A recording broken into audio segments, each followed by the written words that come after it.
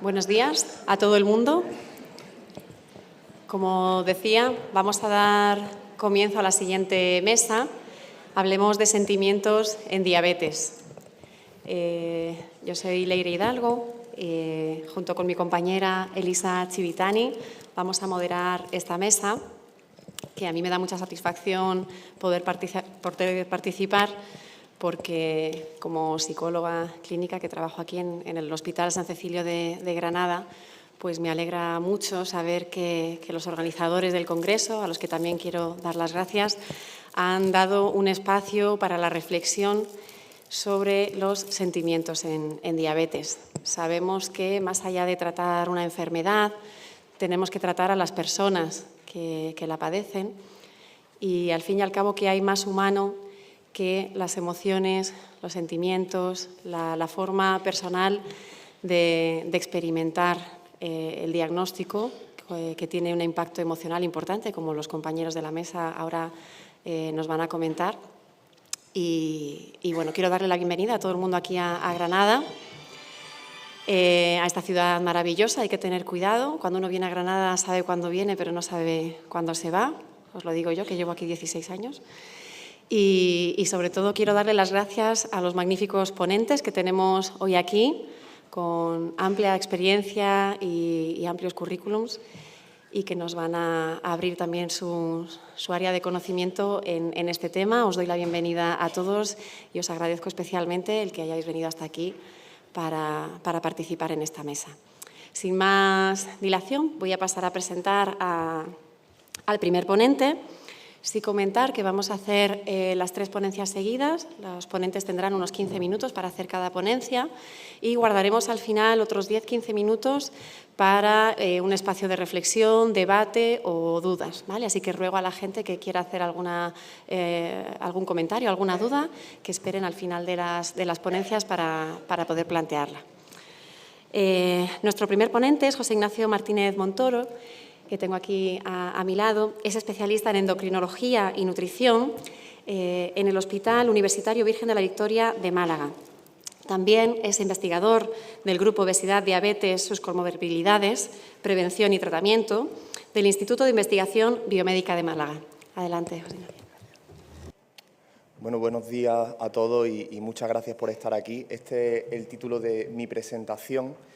Vivir con diabetes puede ser abrumador, distrés relacionado con la diabetes. Estos son mis conflictos de interés que no tienen ninguna relación con la ponencia. Y dar en primer lugar las gracias a la organización, a la SED, por la invitación a esta ponencia, y vamos a comenzar hablando de en qué consiste el distrés relacionado con la diabetes o el distrés por la diabetes. Y tenemos que tener en cuenta, en primer lugar, que la diabetes es una enfermedad compleja y exigente que requiere una serie de autocuidados, entre los que se encuentran, por ejemplo, monitorizar de forma frecuente los niveles de glucosa, administrar insulina u otro tipo de fármacos, controlar el tipo de alimentos que se consumen, contar los hidratos de carbono. Requiere, por tanto, una serie de conocimientos y habilidades para poder afrontarla, y también las personas que viven con esta enfermedad tienen que tomar un número importante de decisiones a lo largo del día. Y en este contexto, en el contexto de esta enfermedad tan exigente, de la cual casi las personas que viven con ella no pueden tomarse un respiro a lo largo del día, puede surgir el distrés por la diabetes o el distrés relacionado con la diabetes, que es la carga emocional de vivir con diabetes y de manejarla. Y este distrés se va a manifestar a través de un espectro amplio de síntomas, entre los que se incluyen la frustración, la tristeza, la preocupación, el agobio, entre otros, y que van a repercutir de forma importante en la calidad de vida de estas personas. Tenemos que tener en cuenta también que el distrés relacionado con la diabetes es un problema frecuente en las personas que viven con esta enfermedad. Se estima que más de la mitad de las personas con diabetes tipo 1 pueden llegar a tener distrés por la diabetes, y que en torno a un tercio de las personas que viven con diabetes tipo 2 pueden llegar a tener este problema. Incluso la prevalencia es aún mayor en estas personas con diabetes tipo 2 que reciben tratamiento con insulina. Es importante que no olvidemos que la prevalencia de otros problemas de salud mental, como la ansiedad o como la depresión, son más frecuentes, son más prevalentes en las personas que viven con diabetes que en la población general. Sin embargo, el distrés por la diabetes no se considera una patología médica o un trastorno psiquiátrico como tal, sino que se integra dentro de la dimensión emocional que tiene la diabetes, de la que forma parte, igual que forma parte otros aspectos físicos como el control glucémico, ¿no? De tal forma que lo veremos a continuación, que para llevar a cabo un abordaje integral de esta enfermedad tenemos que tener en cuenta esta dimensión emocional, estos aspectos psicológicos y sociales de la enfermedad. ¿Y cuáles son las causas del distrés relacionado con la diabetes? Pues aquí no tenemos todas, pero sí algunas de las más importantes. Una de ellas ya la hemos mencionado al inicio, en la introducción. Por supuesto, la diabetes, como decíamos, es una enfermedad que exige, que demanda mucho a las personas que viven con ella y que casi no les da tregua para tomarse un respiro a lo largo del día. Entonces, esa carga de autocuidado es una fuente importante de distrés en estas personas. También otra causa relevante de distrés en las personas que viven con diabetes es la preocupación acerca de las complicaciones crónicas o del mal control glucémico que potencialmente puede dar lugar a complicaciones crónicas a largo plazo. También, por supuesto, el miedo a la hipoglucemia o los sentimientos negativos asociados a esta complicación tienen un papel relevante en el origen del distrés relacionado con la diabetes. También tenemos que tener en cuenta que las personas que viven con esta enfermedad en muchas ocasiones sienten que no son lo suficientemente comprendidas o apoyadas por su entorno familiar o social, o incluso pueden llegar a pensar que son una carga para ellos. Luego también está el aspecto del estigma relacionado con la diabetes, ¿no? Estas personas perciben en muchas ocasiones que son tratadas de forma distinta o se sienten distintas por el hecho de tener esta enfermedad. Y otra fuente importante de distrés que no podemos olvidar es el distrés relacionado con los propios profesionales sanitarios, específicamente con el médico. Y es que las personas con diabetes perciben en muchas ocasiones que el abordaje de esta enfermedad se centra fundamentalmente en los aspectos, como decíamos anteriormente, físicos o puramente relacionados con el control glucémico, y que se dejan a un lado las emociones. De tal forma que las personas que viven con diabetes muchas veces sienten que no son escuchados o entendidos por esos profesionales sanitarios o por esos médicos que los atienden. Y es importante tener en cuenta y conocer este problema, este distrés relacionado con la diabetes, porque puede tener consecuencias relevantes para las personas que tienen esta enfermedad. En primer lugar, estas personas pueden acabar quemándose, agotándose tanto física como emocionalmente, y esto obviamente va a repercutir de forma negativa tanto en su autocuidado como en el control glucémico. De hecho, sabemos que hay una relación bidireccional entre el control glucémico y el distrés relacionado con la diabetes.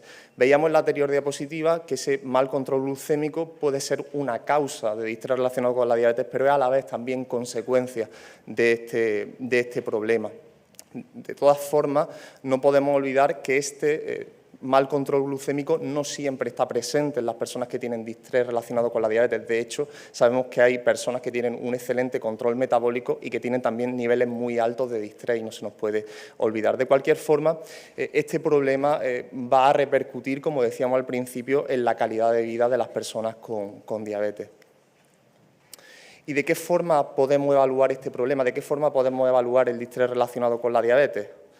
Pues, en primer lugar, hay algunos signos que nos deben hacer sospechar de que puede estar presente, ¿no? Sobre todo la presencia de un mal control glucémico, de un mal control metabólico, el hecho de que la persona con diabetes no esté lo suficientemente motivada o atenta a su enfermedad.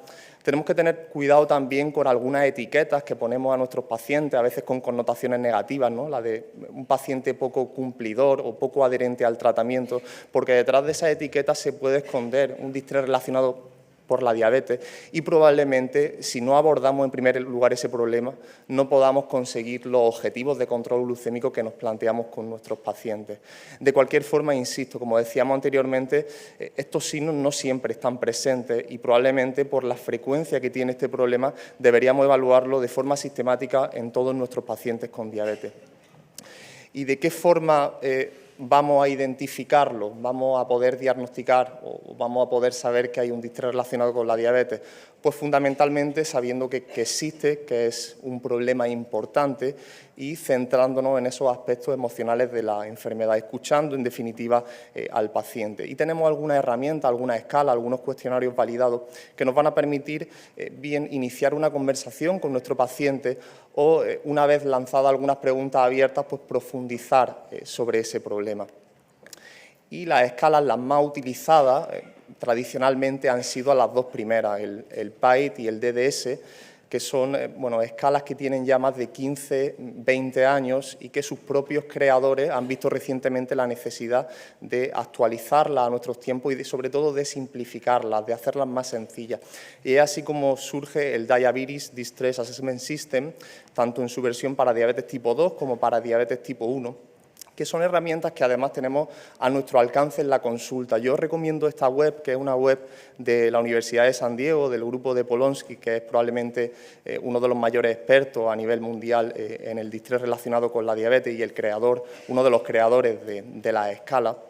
Y en esta web tenemos las versiones de estas escalas, tanto en castellano como en inglés, y las podemos imprimir, las podemos descargar, incluso las podemos rellenar online o enviarle un enlace a nuestro paciente para que la complete directamente en el móvil. Y es una web que es realmente interesante como herramienta en el día a día en la consulta. Y este es un ejemplo que yo hice haciendo unas escalas tanto en su versión para diabetes tipo 1 como para diabetes tipo 2 y obtenemos un resumen final que además podemos descargar y podemos pormenorizadamente ver cada una de las respuestas. Pero en definitiva en este resumen lo que obtenemos es una puntuación general, la que aparece ahí como core, que nos mide la intensidad del distrés relacionado con la diabetes. Y luego, y este aspecto es muy interesante, podemos ver de forma específica puntuaciones de cada una de las fuentes o de las causas de distrés que veíamos anteriormente. De tal forma que podemos trabajar específicamente con esa persona pues, acerca de esos problemas que más le preocupan. Y precisamente vamos a hablar ahora algo de algunas pinceladas sobre el abordaje del distrés relacionado con la diabetes. Y para ello, obviamente, tenemos que considerar que la forma de abordar el distrés relacionado con la diabetes tiene que ser trabajando de forma multidisciplinar, ¿no? A través de equipos que incluyan tanto a médicos como educadores, psicólogos expertos en diabetes, nutricionistas, etcétera, resto de profesionales sanitarios. También aquí van a tener un papel importante las asociaciones, incluso el propio apoyo de las personas que viven con diabetes. Yo fundamentalmente me voy a centrar en la perspectiva del médico, pero como decía, el médico es solamente una parte del puzzle que solamente va a encajar si trabajamos de forma coordinada con el resto de profesionales sanitarios.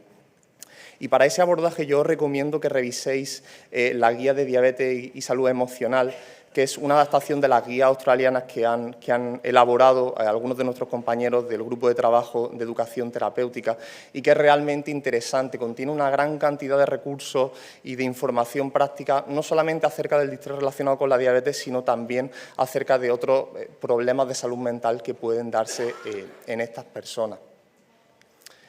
Y algunas ideas, algunas pinceladas de cómo desde la perspectiva del médico y de forma general podemos abordar este problema. Bueno, lo hemos repetido en varias ocasiones, desde mi punto de vista es clave llevar a cabo un abordaje centrado en la persona, prestando atención y dándole importancia a esa dimensión emocional de las personas que viven con diabetes. De hecho, estábamos diciendo que una fuente específica de distrés somos los propios profesionales sanitarios, los propios médicos. Y el hecho de que escuchemos a nuestro paciente, de que nuestro paciente se sienta entendido y que prestemos atención a sus emociones, pues puede ser un acto terapéutico en sí mismo. Y esto básicamente lo vamos a conseguir a través de la empatía, poniéndonos en el lugar del paciente, sabiendo a todas las dificultades que se tiene que enfrentar en su día a día y tratando de tener una actitud sobre todo de colaboración y de apoyo, tratando de no juzgar o de no culpabilizar a nuestros pacientes. También es interesante que normalicemos las situaciones que normalicemos las emociones negativas acerca de la diabetes, ¿no? Que hagamos saber al paciente que estas emociones son naturales, son humanas y que hay muchas otras personas que comparten estas mismas experiencias y preocupaciones. Por supuesto, también tenemos que analizar lo que va bien, ¿no? La diabetes es una enfermedad con una complejidad enorme y debemos dar mérito a las cosas que la persona con diabetes, que nuestro paciente está haciendo bien y reforzarlo también positivamente en sus logros.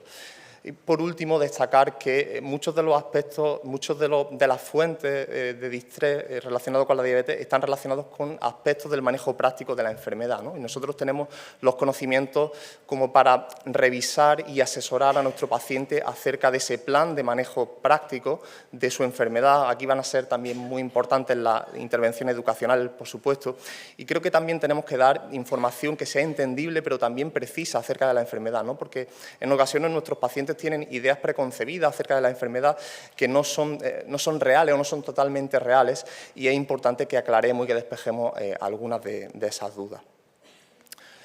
Tenemos también otra herramienta que puede ser enormemente útil para abordar el distrés relacionado con la diabetes, y es que las nuevas tecnologías en diabetes nos permiten no solamente mejorar el control glucémico, sino también mejorar la calidad de vida de estas personas.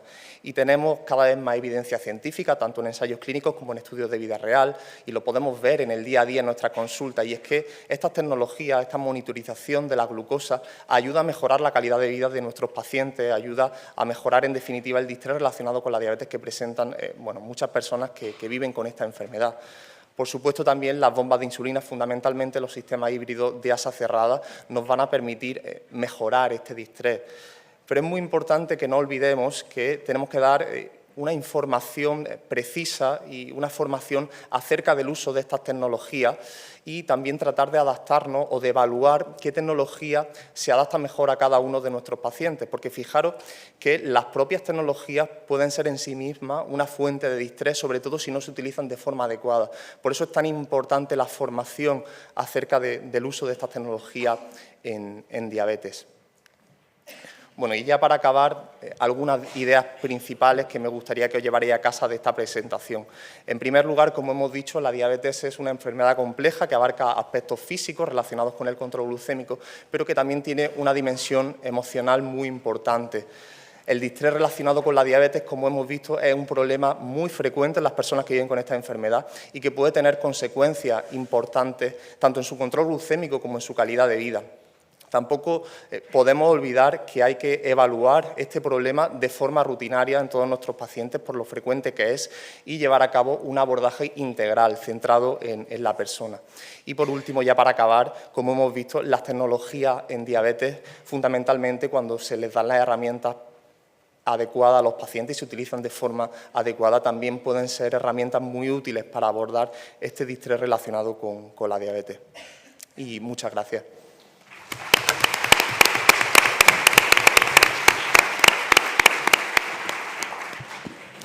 Continuamos en la siguiente ponencia con Gemma Peralta. Para mí es un placer poder compartir esta mesa, especialmente con ella. Somos compañeras del grupo de trabajo. Podría daros un currículum impresionante de ella, quien no la conoce, pero sobre todo es por su gran calidad humana, por lo que es un placer estar aquí. Ya sabéis todos que es licenciada en Psicología desde hace más de 30 años, ha estado trabajando asistencialmente en la unidad de diabetes de la Fundació Carrasco y Formiguera y es profesora en la Universidad de Barcelona, entre otras muchísimas cosas. Cuando quieras. Gracias. Gracias, sí. ¿Se me escucha bien? Soy muy inquieta y ponerme ahí me causa más distrés, con lo cual, si me permiten, estaré por aquí y cogeré el puntero para poder señalar. Bueno, muchas gracias a la organización por haberme invitado. Es un placer y es la primera vez que comparto mesa hablando de aspectos psicológicos con endocrinos y enfermeras, lo cual me alegra muchísimo porque quiere decir que la psicología empieza a estar al alcance también de otros profesionales que no solo los de salud mental. Y tengo distrés por empezar y, como verán, para disminuir el distrés hay que dar apoyo y me lo ha dado Mercé, porque antes de empezar le he dicho estoy muy nerviosa y dice todo irá bien, digo y si no, dice te querré igual. Con lo cual ahí, ¡boom!, la taquicardia, de ahí empezamos. Veremos cuál es la diferencia entre distrés, entre depresión y burnout. Y ya verán que en psicología tenemos un cacao con los tres conceptos enorme. Veremos en qué afecta el distrés, mi compañero ya ha hecho referencia a este aspecto, y luego veremos qué evaluación y qué tips podemos trabajar para poder disminuirlo. Hay, la verdad es que mucho conflicto entre poder definir bien estas conceptualizaciones, es decir, ver qué es el distrés en la diabetes, ver qué es la depresión en la diabetes y ver qué es el burnout. Hay una confusión enorme, sobre todo cuando uno consulta diferentes estudios donde se analizan estos conceptos, y me centraré en uno de ellos un poquito más adelante. Por definirlo, la depresión a menudo es precedida por una enfermedad física, generalmente crónica, por tanto la diabetes puede generarla. Normalmente son sentimientos de tristeza, de desesperanza, de inutilidad y de dificultad para concentrarse y trastornos del sueño, y sobre todo va a inhibir el manejo adecuado del tratamiento de la enfermedad. Pero es que también lo va a ocasionar el distrés y el burnout. Ya lo ha comentado mi compañero, y los síntomas depresivos afectan a 1 de cada 3 personas con diabetes tipo 2 tratadas con insulina, a 1 de cada 5 con diabetes tipo 2 no tratada con insulina y a 1 de cada 4 personas con diabetes tipo 1. Por tanto, parecería que en diabetes tipo 2 la utilización de insulina va a causar una afectación a nivel mental. Y los síntomas depresivos, sobre todo en las personas con diabetes, tanto tipo 1 como tipo 2, se asocian a un manejo subóptimo de la enfermedad, a un aumento del distrés, ya empezamos a confundir, a una menor satisfacción con el tratamiento y a un deterioramiento de la calidad de vida. La ansiedad por la diabetes o distrés se diferencia de la depresión en que no es un trastorno psiquiátrico, sino que puede ser un trastorno adaptativo, por tanto, alerta con esta categoría. Es una respuesta emocional adaptativa a la enfermedad y surgen emociones negativas, como aquí figura, que experimentan las personas que viven con diabetes, sobre todo cuando tiene que estarse adaptando a un régimen de tratamiento importante, a una toma de decisiones elevadísima al día y a una serie de situaciones conflictivas que va a vivir por la enfermedad y por fuera de ella también. La ansiedad por diabetes, esta es la misma, por tanto, normalmente el distrés o los trastornos de ansiedad afectan a 1 de cada 5 personas con diabetes tipo 1, a 1 de cada 6 con diabetes tipo 2, por tanto la ansiedad es más frecuente en tipo 1 que no en tipo 2, y los síntomas de ansiedad van a afectar sobre todo en los resultados metabólicos y en el manejo subóptimo de la enfermedad también. El burnout, que luego me detendré también en este aspecto, se asocia con barreras, sobre todo para la adherencia al tratamiento, y en consecuencia va a generar una dificultad en el control metabólico. Surgen cuando hay burnout sentimientos de agotamiento físico y emocional por la diabetes. Hay un sentimiento cada vez mayor de impotencia y esto nos preocupa. Y en diabetes tipo 2 el 35% de las personas con diabetes hacen referencia al agotamiento por diabetes. Por tanto, vamos entrando en cada uno de estos conceptos. Sí que es cierto que existe mucha discusión de si el agotamiento por diabetes es una expresión común que utiliza el paciente con diabetes, pero que también la utiliza cuando está afectado por depresión y cuando está afectado por distrés, con lo cual aquí empezamos a tener un cacao importante. En este estudio se ha podido desentrañar los conceptos de distrés, de burnout y de depresión. Y me gustaría comentar con todos vosotros o con todos ustedes qué es lo que hace referencia este estudio. En primer lugar, que desde el año 1990 hasta la actualidad, hasta el 2020, hay muchos más estudios que analizan los cuadros depresivos en menor nivel el distrés y en menor nivel todavía el burnout. Esta es una gráfica de barras circulares donde muestran, estas barras muestran la longitud de esta barra muestra la frecuencia de determinadas palabras que se usa por cada concepto. Y aquí empezamos a ver que hay ya cierta dificultad. Por ejemplo, en la depresión hay cambios en el sueño, estado de ánimo negativo, pérdida del apetito, falta de concentración y pérdida de interés. En el distrés hay sobre todo miedo a la hipoglucemia, angustia ante el médico, las visitas, preocupaciones por la larga duración de la diabetes, por las complicaciones a largo plazo y el estado de ánimo negativo. Y en el burnout, sobre todo, se ha visto que se utilizan frecuentemente el agotamiento mental, físico y emocional, el desapego del sistema de apoyo, luego veremos esto qué es, el desapego de la atención de la diabetes, la impotencia por controlarla y el desapego de la identidad de enfermedad. Por tanto, en estas tres variables, tanto en el distrés, en el burnout y en la depresión, hay conceptos que se superponen. Y en concreto, surgen sobre todo intersecciones en cada uno de los tres conceptos, y el distrés y el burnout, por ejemplo, tienen 5 compuestos superpuestos, que son la impotencia para controlar la diabetes, la ira, el sentirse quemado, abrumado y la frustración. La superposición entre depresión y distrés por diabetes se producen 7 subconceptos, por ejemplo, miedo, sentimiento de culpa, sentimiento de fracaso, soledad, pérdida de energía, estado de ánimo negativo y pobre concentración.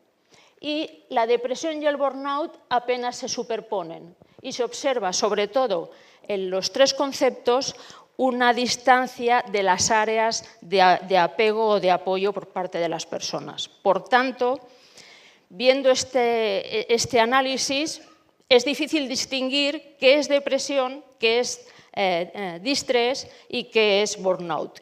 Yo me he permitido el lujo de, sobre todo, poderlo reducir a 3 variables específicas. Parecería que cuando el paciente habla sobre todo de cambios en el sueño, en este estudio también muestra que es la dimensión más utilizada cuando hablamos de depresión. Si lo tuviéramos que reducir a un concepto en el distrés, haría referencia sobre todo al miedo a la hipoglucemia. Y cuando la persona parecería se encuentra en un estado de burnout, sobre todo hace referencia en su discurso verbal al agotamiento. Por tanto, por simplificar un poco estos 3 conceptos, las 3 ideas más nombradas en depresión serían los cambios del sueño, en distrés el miedo a la hipoglucemia y en burnout la sensación de agotamiento. Por tanto, estos 3 conceptos se superponen, hay cierta dificultad en ver qué es cada uno y faltan sobre todo más estudios en el área del burnout para ver cómo podemos especificarlo. Yo me he permitido el lujo de hacer esta diapositiva donde sobre todo muestra, creo, en función del tiempo, qué es lo que podría ocurrir en cuanto al estrés. Inicialmente, ante el diagnóstico, se da normalmente una reacción de estrés que se considera adecuada, porque es una reacción adaptativa. A mí realmente me preocupan las personas cuando después del diagnóstico nos dicen no, estoy muy bien y no me ha pasado nada y me he adaptado perfectamente. Ojo, parecería que después de esa primera respuesta adaptativa podría surgir distrés, sobre todo en la medida que la persona empieza a manejar y a de adaptarse a llevar toda la pauta de tratamiento. Y si no hacemos nada y por parte del profesional sanitario no se detecta, la persona podría entrar en juego componentes de depresión. Y si no hacemos nada, llegar al burnout. Por tanto, tendremos que valorar el factor tiempo y la responsabilidad propia de cómo poder detectar cada una de estas variables. La OMS ya ha definido que el burnout en trabajo, fíjense, se define como un síndrome derivado del estrés que no fue gestionado con éxito. Y esto en la actualidad muchas empresas ya intentan tener valoraciones para que no llegue el empleado a generar un burnout que le lleve a una baja laboral larga.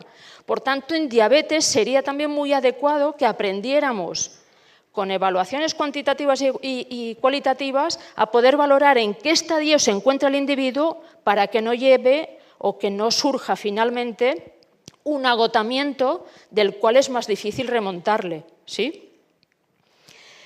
Entramos en el distrés. Con esta diapositiva me permito decir que enfermería y endocrinología tienen mucha posibilidad de empezar a entrar. Normalmente cuando una persona se enfrenta al estrés, hace dos tipos de valoración. La valoración primaria es valorar el significado de esa situación, si es indiferente, peligrosa o positiva. Lógicamente, la enfermedad inicialmente no se va a valorar como positiva. Pero tras esa primera valoración, el individuo o el paciente hace una valoración secundaria, es decir, ¿cuál es la mejor forma de responder a esta situación? Esto tendrá que ver con el coping o afrontamiento del individuo y qué recursos tengo para hacerlo. Y si esos recursos que tengo serán eficaces. Yo creo que aquí, a nivel de, sobre todo de enfermería y de endocrinología, podéis ayudar mucho, sobre todo en hacer ver a los pacientes aquellos recursos propios que tiene para poder adaptarse y para poder manejar adecuadamente la enfermedad. ¿Cómo mitigar los efectos del distrés? Sobre todo, los pacientes y los familiares tienen un manejo muy importante en esta afectación y, en segundo lugar, los profesionales sanitarios. La falta de apoyo genera más distrés y el personal sanitario, sobre todo de salud, ha de estar capacitado para poder detectarlo. Por tanto, la comunicación y la empatía, como ya decía mi compañero, es clave. Por tanto, los tres factores claves para poder mitigar el estrés es mirar si el individuo tiene entornos de apoyo y de apoyo saludable. En segundo lugar, sobre todo, si el sanitario sabe identificar esos momentos. Y en tercer lugar, sobre todo, la comunicación y la empatía. Parecen aspectos simples, que no lo son, pero son importantes poderlos llevar a cabo. En este estudio se comprobó que tanto en tipo 1 como en tipo 2 el apoyo social y sanitario mitiga el distrés, con lo cual tenemos también un aspecto importante a investigar cómo llevar a cabo un apoyo saludable a las personas con diabetes y hay muy pocos estudios al respecto. ¿Cómo identifico el distrés en la diabetes? Ya lo ha comunicado mi compañero, sobre todo niveles subóptimos. En los tres casos del control metabólico, no suele acudir a las citas, se implica menos en el autocuidado, aplica estrategias de afrontamiento, sobre todo para lidiar el estrés, que son estrategias no adecuadas, por ejemplo, la alimentación emocional, y suele quejarse mucho en la consulta de los eventos de vida que tiene, de la adaptación al respecto de esos eventos y, en general, quejas constantes sobre el estilo de vida que lleva. El cuestionario PAGE no me detendré. Tenemos aquí una persona que está haciendo el doctorado sobre la adaptación de esta escala a nivel de pediatría, que es Elisa, la felicito. Y este cuestionario ya ha sido traducido al castellano y ha sido validado. Por tanto, sobre todo, mide tres ejes en este cuestionario: el régimen de tratamiento, las relaciones interpersonales, por eso es importante el apoyo en el distrés, y las relaciones con los profesionales de la salud. Por tanto, el PAID lo destaco porque posiblemente nos da una herramienta, un termómetro de cómo son esos sistemas de apoyo que tiene el individuo. No me quería saltar la evaluación cualitativa y ahí sí que pongo lo que trabajo de cosecha propia. Y en la evaluación cualitativa, para valorar si la persona tiene distrés, mido estos conceptos a través de la entrevista y es, sobre todo, si la persona realiza conductas evitativas, es decir, si en la medida que va pasando el tiempo con la diabetes deja de hacer cosas por lo difícil que le es. Las conductas evitativas, en la medida que se instauran, también generan depresión, con lo cual un punto a tener en cuenta. La sensación de solitud, por tanto, con esto valoro si se siente apoyado adecuadamente o si no. La percepción de vulnerabilidad, sobre todo personas con un nivel de vulnerabilidad muy alto a la posibilidad de complicaciones, les genera un temor muy acusado y es un gran generador de estrés, y el afrontamiento que realiza las situaciones. Soy una enamorada de valorar el coping, el afrontamiento a la enfermedad, y hay varias formas de medirlo, pero por resumirlo muy brevemente, hay un afrontamiento adecuado activo y un afrontamiento pasivo. Ahí intentamos ver cuáles son los recursos que emplea a la hora de enfrentarse a situaciones problemáticas. De la diabetes y no, porque cada persona y cada paciente tiene un estilo de enfrentamiento a los problemas y, por tanto, también a la diabetes. Y esos serían los puntos claves que en la evaluación cualitativa intento valorar. ¿Cómo dar apoyo a una persona con diabetes? Y esta es la penúltima diapositiva. Sobre todo, explicarle las consecuencias del distrés. Es importante que lo conozcan y que vean en qué le puede afectar. El reconocer el esfuerzo de la diabetes, muy bien, que está haciendo, y es importante, eso es refuerzo positivo. Si siente culpa, sobre todo decirle que no es una persona mala como concepto de identidad por llevar no adecuadamente la diabetes, y sobre todo, como ya decía mi compañero, centrarse en los aspectos positivos y que también está haciendo bien con respecto a la diabetes. Acabo con esta diapositiva, que esta surgió cuando el COVID, por cómo estábamos cada uno de nosotros mentalmente en esa época, y yo creo que a la persona con diabetes también hemos de ayudarle a disfrutar y no perder de vista esa concepción, porque entre alarmas, apps, tomas de decisiones, y se nos hace una maraña internamente enorme, pero no perdamos de vista también como profesionales que hay que ayudarle a que disfrute y a que también contemple aspectos positivos de la vida a pesar o gracias a la enfermedad. Gracias.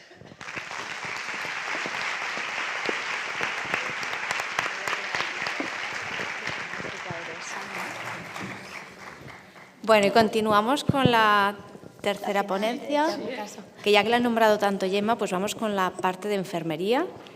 Y bueno, contamos con una gran enfermera, que es Carmen Mateo, es EPA en Hospital Virgen de la Macarena en Sevilla, es máster por la Universidad de Barcelona en investigación, en diabetes, y actualmente se dedica a la educación terapéutica y a la investigación. Cuando quieras, Carmen. Gracias, Elisa.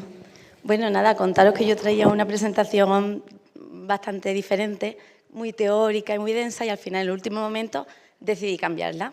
Y he optado un enfoque un poquito de autocrítica, ¿vale? Entonces, aunque os voy a hablar de la evidencia, también os voy a hablar del abordaje de las emociones en la educación terapéutica en base a la falta de experiencia. Y bueno, la evidencia nos dice que el distrés por la diabetes actúa como barrera, impidiendo la respuesta a las intervenciones educativas para mejorar el autocuidado. Además, limita la energía y reduce la motivación de manera significativa. Y aunque es muy sensible a las intervenciones, no desaparece por sí solo. Si no se aborda, puede ser crónico o aumentar en intensidad. Por lo tanto, es muy importante abordar el distrés en nuestras intervenciones porque nos puede permitir que las personas con diabetes sean más receptivas a los programas educativos para el manejo de la diabetes. Esto es lo que dice la evidencia, ¿vale? Y ahora os voy a hablar en base a la experiencia. Para eso me voy a remontar a 2020, ¿vale?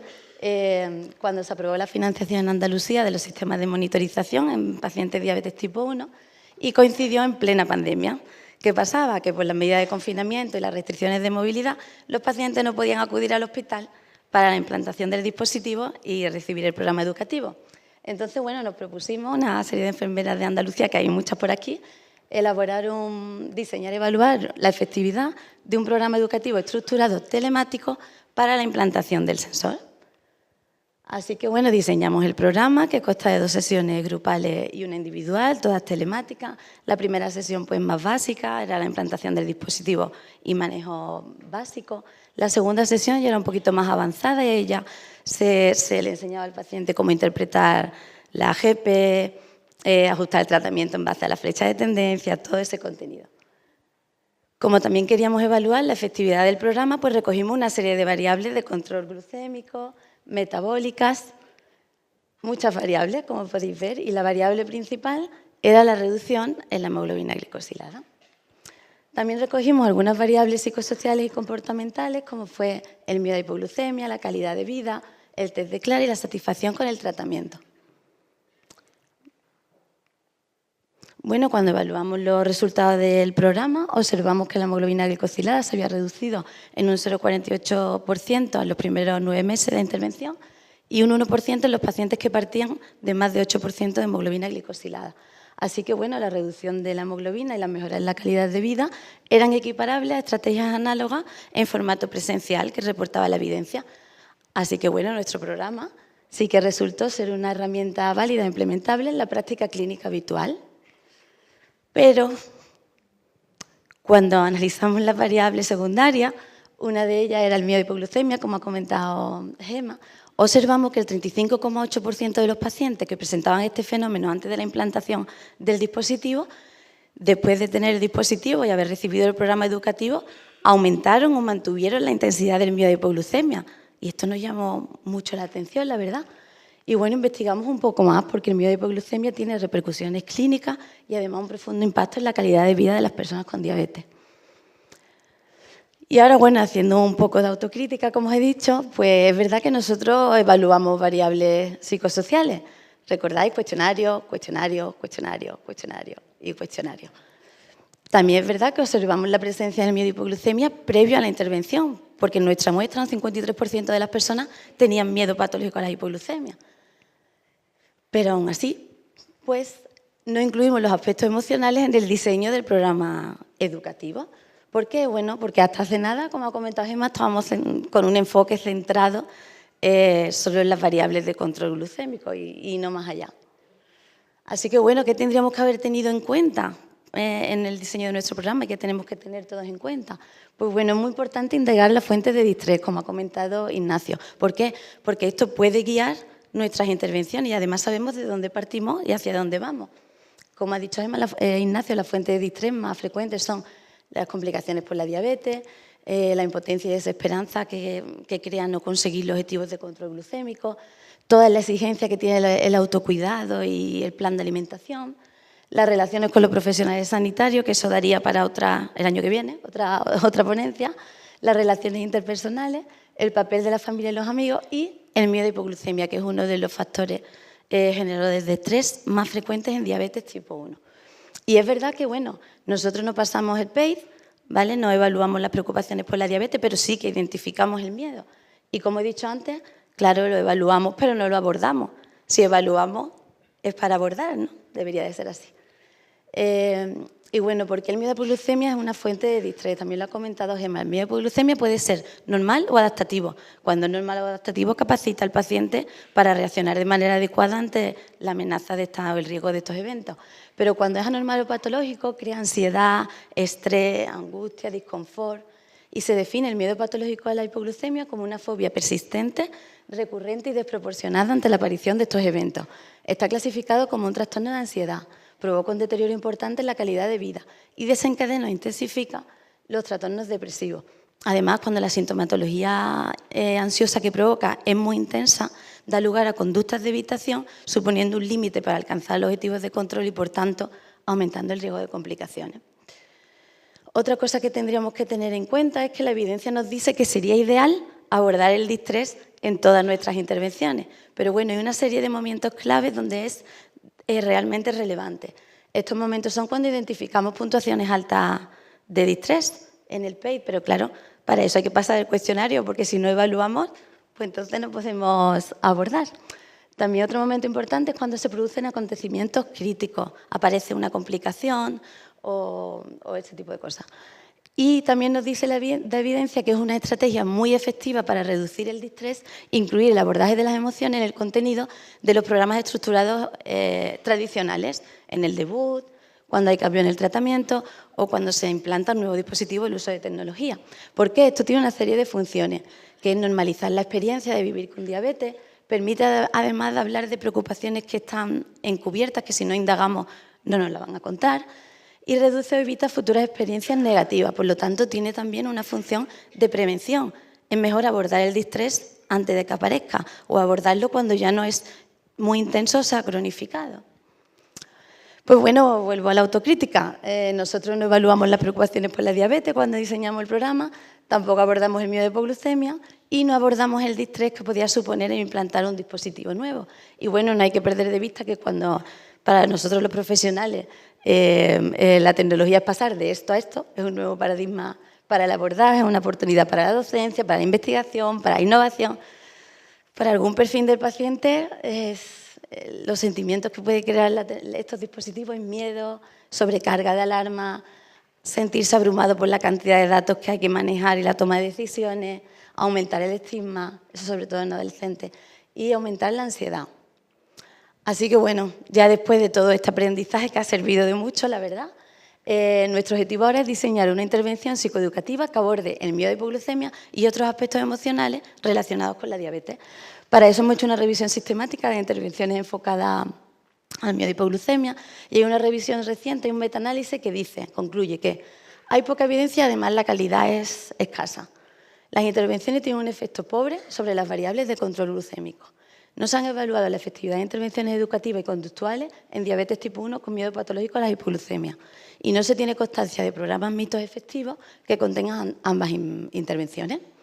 Además de analizar, investigar sobre las intervenciones enfocadas en miedo a hipoglucemia, también hemos tenido en cuenta todas las características que la evidencia dice que tienen que tener los programas educativos o las intervenciones educativas que hacemos para disminuir el distrés. Y la he reducido en estos 5 puntos. Pues bueno, el distrés por la diabetes se reduce mejor cuando se abordan tanto la diabetes como las emociones. Las intervenciones psicoeducativas son más efectivas que las intervenciones que están centradas directamente en la educación y en el cambio de comportamiento. Las intervenciones en formato grupal es una estrategia de las más efectivas para reducir el estrés. También intervenciones como la terapia cognitivo-conductual, la educación móvil en salud y la educación autoguiada online han sido efectivas para reducir el estrés. Y para terminar, programas que incluían el establecimiento de metas realistas, un plan de acción para el distrés en concreto, evaluación del resultado y la participación de actividades placenteras han resultado efectivas también para disminuir el distrés por la diabetes. Además, hemos tenido en cuenta una serie de estrategias que la evidencia también nos dice que son eficaces incluirlas en los programas educativos para disminuir el distrés. La primera es evaluar regular y sistemáticamente el distrés, como he mencionado antes. Enfocarse en los sentimientos, creencias y las expectativas que tengan las personas. También proporcionar una nueva perspectiva sobre la situación cuando sea necesario. Además, deberíamos de planificar intervenciones específicas para abordar el distrés. Y es muy importante realizar un seguimiento por si es necesario modificar la estrategia. Y bueno, también hemos hecho una revisión sobre nuevos enfoques en los programas educativos que han resultado eficaces para disminuir el distrés por la diabetes. Y hay una publicación reciente, no sé si lo conocéis, de un estudio que se llama EMBARC, que lo que ha hecho es analizar la efectividad de 3 programas educativos enfocados en la disminución del distrés. El primer programa es el Strembling, que era un programa dirigido por educadores en diabetes y estaba centrado en la educación y el manejo. El Tandem, que era un programa dirigido exclusivamente por psicólogos y centrado en las emociones. Y el tercer programa era el Fixi, que combinaba ambas intervenciones.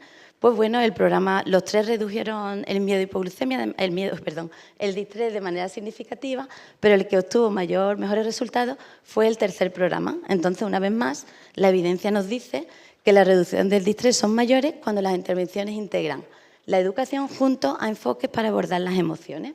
Además, nos llamó la atención algunas características de esta intervención así novedosa, que es que los profesionales contaron con una serie de herramientas para facilitar la comunicación activa, y efectiva con los participantes. Y además se les dio una guía para abordar todos los aspectos del distrés.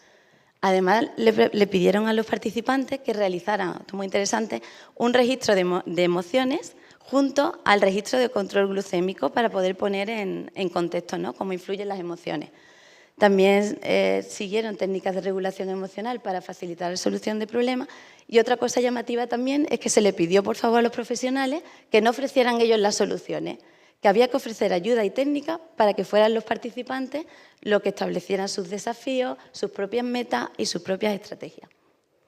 Así que, bueno, ya sí, con todo este aprendizaje, es muy importante investigar y evaluar la efectividad de los programas, si no, difícilmente podamos avanzar. Y hemos diseñado un estudio, un ensayo clínico controlado y aleatorizado para evaluar la efectividad de una intervención interdisciplinar que combina un programa estructurado de educación terapéutica y técnicas psicológicas en adultos con diabetes tipo 1 y miedo patológico a la hipoglucemia.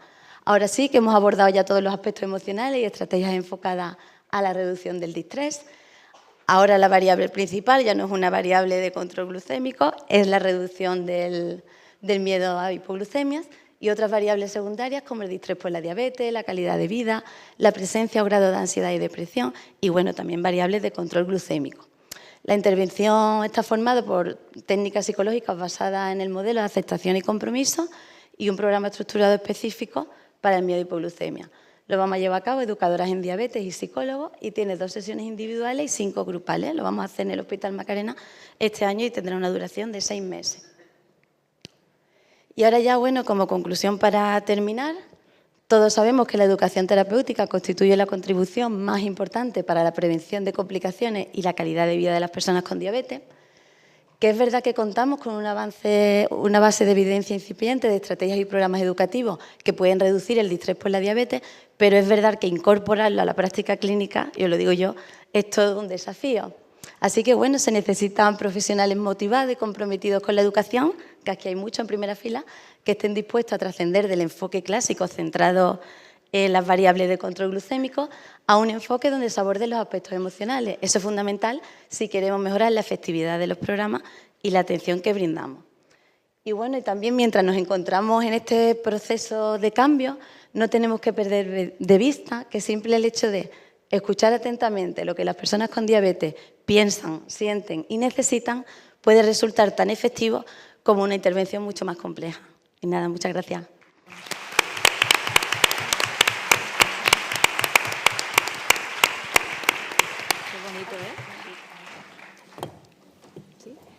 Bueno, pues si ahora hay alguien que quiera hacer alguna pregunta, es el momento. Tenemos, nada, 3 minutos, 5. Si no, lo hacemos nosotras. Parece que por ahí sí, ¿no? Tenemos una. Hola.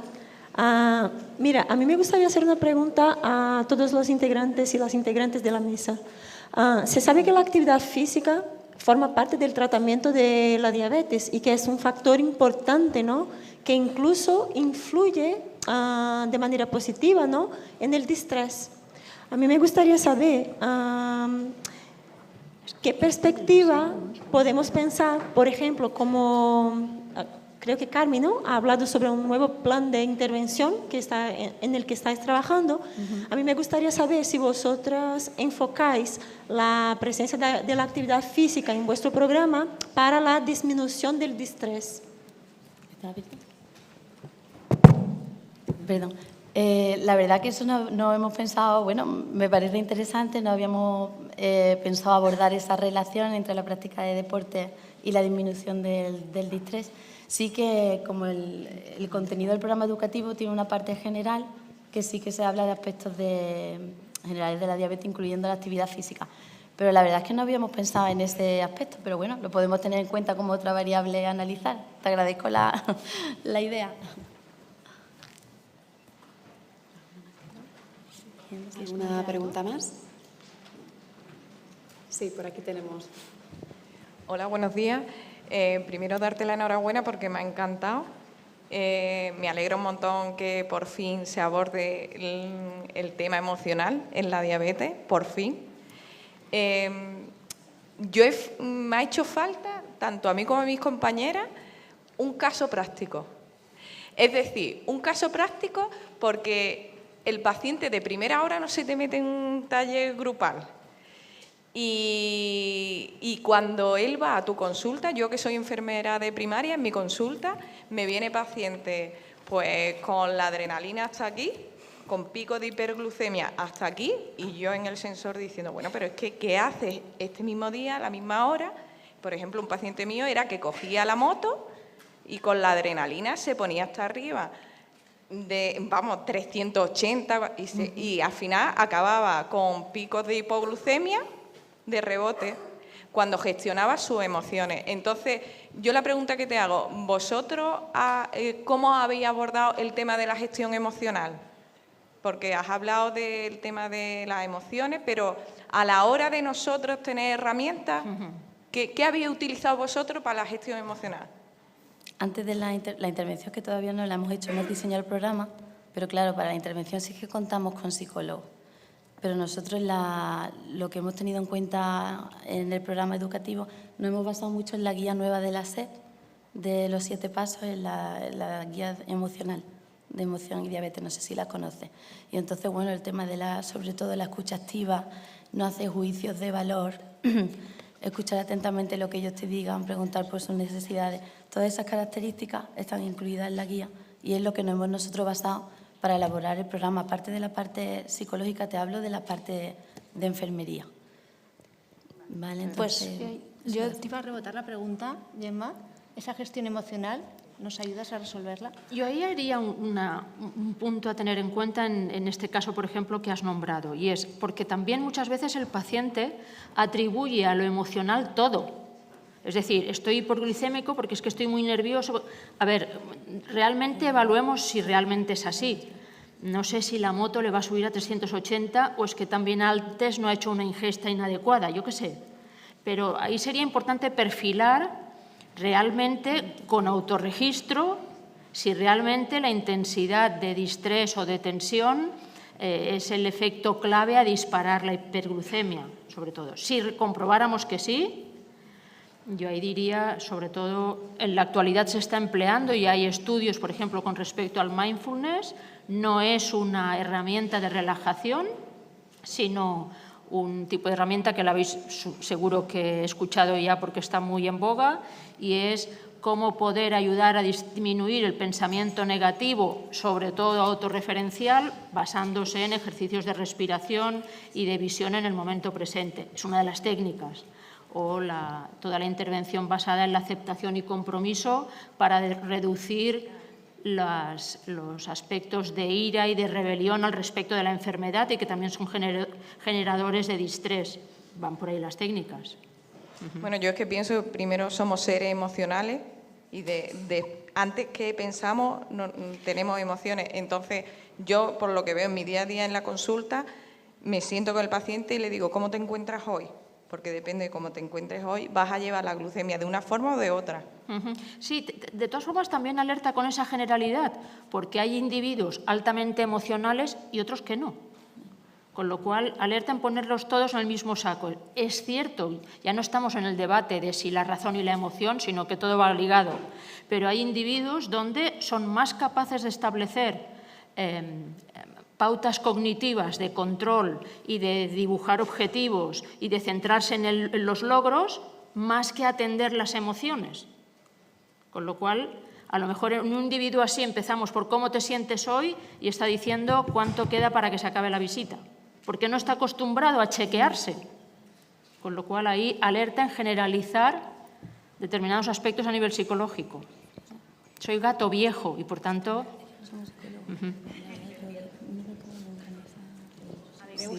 A mí me gustaría preguntar, por ejemplo, la consulta del día a día, ¿no? Que tenga un paciente, te diga que tenga distrés por hipoglucemia, y a partir de ahí, del programa que has nombrado, ¿cómo sería el seguimiento? Haríamos sesiones grupales, primero una visita individual, donde pasaríamos todos los cuestionarios que has nombrado. ¿Hasta cuándo es el final de todo esto? ¿Hasta cuándo daríamos de alta, vamos a decir, y ya se soluciona? Bueno, supongo que a pasar un segundo o tercer cuestionario al final del programa y ya veríamos que no tuviera distrés, me imagino que sería así.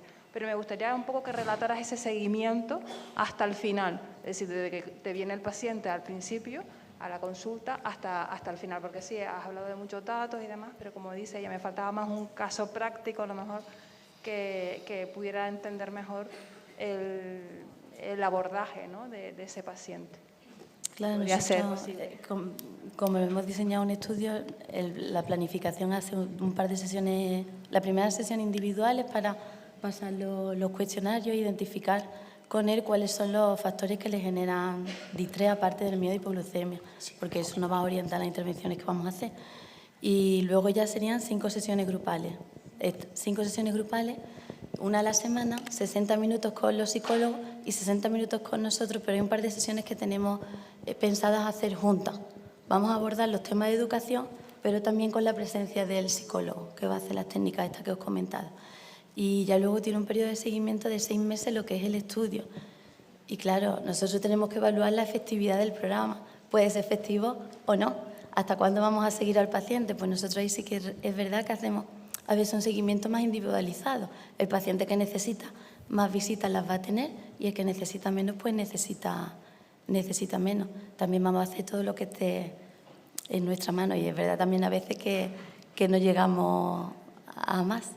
Pero bueno, que el seguimiento se da en función de las necesidades del paciente, pero te hablo ya fuera del estudio, porque el estudio termina cuando termina. Sí, José Ignacio creo que quiere intervenir. Yo comentaros a vosotras que en el tema relacionado con los casos clínicos, si os interesa este tema, sobre todo en la guía de diabetes y salud emocional de la SED, de verdad que os recomiendo que lo reviséis, porque hay mucha información, de hecho a través de casos clínicos al final de cada capítulo, y es muy interesante. Obviamente, bueno, cada persona es un mundo, ¿no? Y hay que ofrecer una atención, valga la redundancia, personalizada. Pero son casos clínicos reales, además, y son muy interesantes y os lo recomiendo.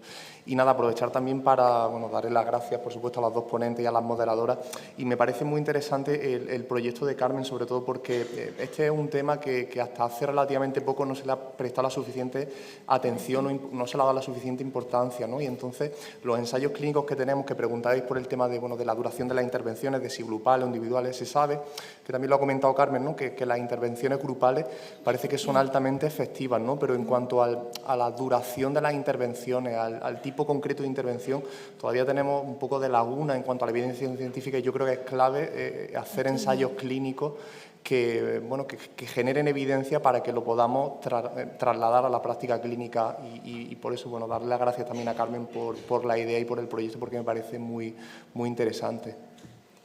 Sí, lamentablemente no vamos a poder hacer más preguntas porque nos han exigido que intentemos adaptarnos a los tiempos. Además, hay que dar la enhorabuena a los ponentes porque ellos lo han hecho milimétricamente como se les había pedido, y Elisa va a clausurar la mesa. Nada, finalizamos dando las gracias a todos. Ha sido un placer disfrutar de esta mesa y nos vemos en el Congreso. Gracias.